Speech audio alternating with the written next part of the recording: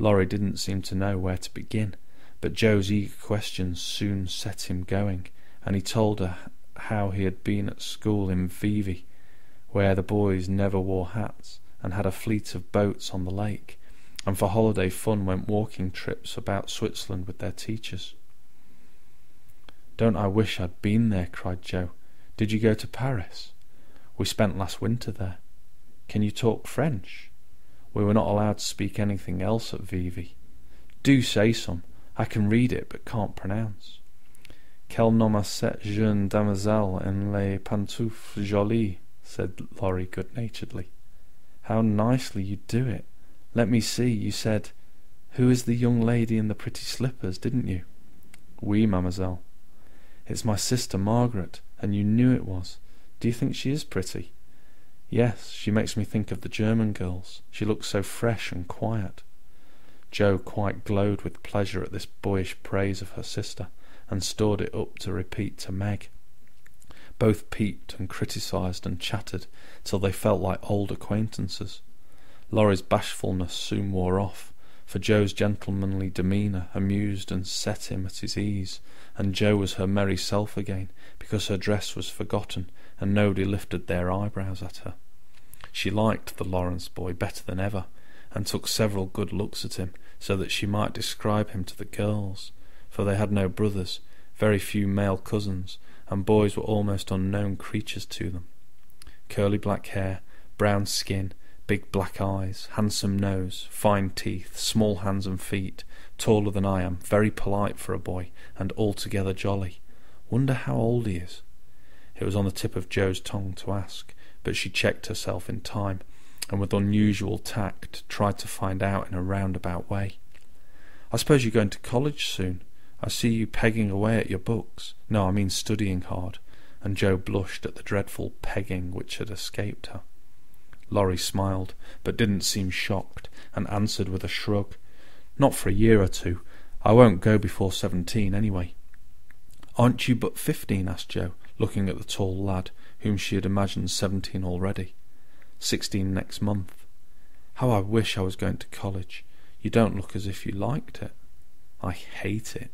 Nothing but grinding or skylarking, and I don't like the way fellows do either in this country." "What do you like?" "To live in Italy, and to enjoy myself in my own way." Joe wanted very much to ask what his own way was, but his black brows looked rather threatening as he knit them, so she changed the subject by saying, as her foot kept time, "That's a splendid polka in the next room. Why don't you go and try it?" "If you will come too," he answered with a gallant little bow. "I can't, for I told Meg I wouldn't because—" There Joe stopped, and looked undecided whether to tell or to laugh. "Because what?" asked Laurie curiously. "You won't tell?" "Never." "Well, I have a bad trick of standing before the fire, and so I burned my frocks, and I scorched this one, and though it's nicely mended it shows, and Meg told me to keep still, so no one would see it. You may laugh if you want to. It is funny, I know." But Laurie didn't laugh. He only looked down a minute, and the expression of his face puzzled Joe, when he said very gently, "Never mind that. I'll tell you how we can manage. There's a long hall out there, and we can dance grandly, and no one will see us. Please come." Joe thanked him and gladly went, wishing she had 2 neat gloves when she saw the nice pearl-coloured ones her partner put on. The hall was empty, and they had a grand polk, for Laurie danced well, and taught her the German step, which delighted Joe, being full of swing and spring. When the music stopped, they sat down on the stairs to get their breath, and Laurie was in the midst of an account of a students' festival at Heidelberg, when Meg appeared in search of her sister. She beckoned, and Joe reluctantly followed her into a side room, where she found her on a sofa, holding her foot and looking pale. "I've sprained my ankle.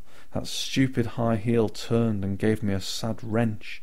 It aches so I can hardly stand, and I don't know how I'm ever going to get home," she said, rocking to and fro in pain. "I knew you'd hurt your feet with those silly shoes. I'm sorry, but I don't see what you can do except get a carriage, or stay here all night," answered Joe, softly rubbing the poor ankle as she spoke. "I can't have a carriage without its costing ever so much. I dare say I can't get one at all, for most people come in their own, and it's a long way to the stable, and no one to send." I'll go." "No, indeed. It's past 9 and dark as Egypt. I can't stop here, for the house is full. Sally has some girls staying with her. I'll rest till Hannah comes, and then do the best I can." "I'll ask Laurie. He will go," said Joe, looking relieved as the idea occurred to her. "Mercy, no! Don't ask or tell anyone. Get me my rubbers and put these slippers with our things. As soon as supper is over, watch for Hannah and tell me the minute she comes." "They're going out to supper now. I'll stay with you. I'd rather." "No, dear, run along and bring me some coffee. I'm so tired I can't stir." So Meg reclined, with the rubbers well hidden, and Joe went blundering away to the dining room, which she found after going into a china closet and opening the door of a room where old Mr. Gardiner was taking a little private refreshment. Making a dart at the table, she secured the coffee, which she immediately spilt, making the front of her dress as bad as the back. "Oh dear, what a blunderbuss I am!" exclaimed Joe, finishing Meg's glove by scrubbing her gown with it. "Can I help you?" said a friendly voice, and there was Laurie with a full cup in one hand and a plate of ice in the other. "I was trying to get something for Meg, who is very tired, and someone shook me, and here I am in a nice state," answered Joe, glancing dismally from the stained skirt to the coffee-coloured glove. "Too bad. I was looking for someone to give this to. May I take it to your sister?" "Oh, thank you. I'll show you where she is. I don't offer to take it myself, for I should only get into another scrape if I did." Joe led the way, and, as if used to waiting on ladies, Laurie drew up a little table, brought a second instalment of coffee and ice for Joe, and was so obliging that even particular Meg pronounced him a nice boy. They had a merry time over the bonbons and mottos, and were in the midst of a quiet game of buzz with 2 or 3 other young people who had strayed in, when Hannah appeared. Meg forgot her foot, and rose so quickly that she was forced to catch hold of Joe with an exclamation of pain. "Hush, don't say anything," she whispered, adding aloud, "It's nothing. I turned my foot a little, that's all," and limped upstairs to put her things on. Hannah scolded, Meg cried, and Joe was at her wit's end, till she decided to take things into her own hands. Slipping out, she ran down, and finding a servant, asked if he could get her a carriage. It happened to be a hired waiter, who knew nothing about the neighbourhood, and Joe was looking round for help, when Laurie, who had heard what she said, came up and offered his grandfather's carriage, which had just come for him, he said. "It's so early. You can't mean to go yet," began Joe, looking relieved, but hesitating to accept the offer. "I always go early. I do, truly. Please let me take you home. It's all on my way, you know, and it rains, they say." That settled it, and telling him of Meg's mishap, Joe gratefully accepted, and rushed up to bring down the rest of the party. Hannah hated rain as much as a cat does, so she made no trouble, and they rolled away in the luxurious close carriage, feeling very festive and elegant. Laurie went on the box, so Meg could keep her foot up, and the girls talked over their party in freedom. "I had a capital time. Did you?" asked Joe, rumpling up her hair and making herself comfortable. "Yes, till I hurt myself. Sally's friend Annie Moffat took a fancy to me, and asked me to come and spend a week with her when Sally does. She's going in the spring, when the opera comes, and it will be perfectly splendid if mother only lets me go," answered Meg, cheering up at the thought. "I saw you with the red-headed man I ran away from. Was he nice?" "Oh, very. His hair is auburn, not red, and he was very polite, and I had a delicious redower with him. He looked like a grasshopper in a fit when he did the new step. Laurie and I couldn't help laughing. Did you hear us?" "No, but it was very rude. What were you about all that time, hidden away there?"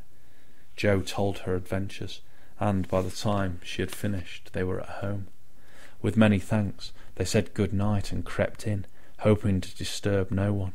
But the instant their door creaked, 2 little nightcaps bobbed up, and 2 sleepy but eager voices cried out, "Tell about the party! Tell about the party!" With what Meg called a great want of manners, Joe had saved some bonbons for the little girls, and they soon subsided after hearing the most thrilling events of the evening.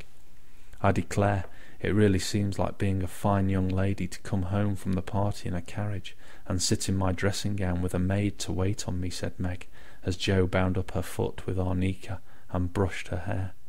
I don't believe fine young ladies enjoy themselves a bit more than we do, in spite of our burnt hair, old gowns, one glove apiece, and tight slippers that sprain our ankles when we are silly enough to wear them.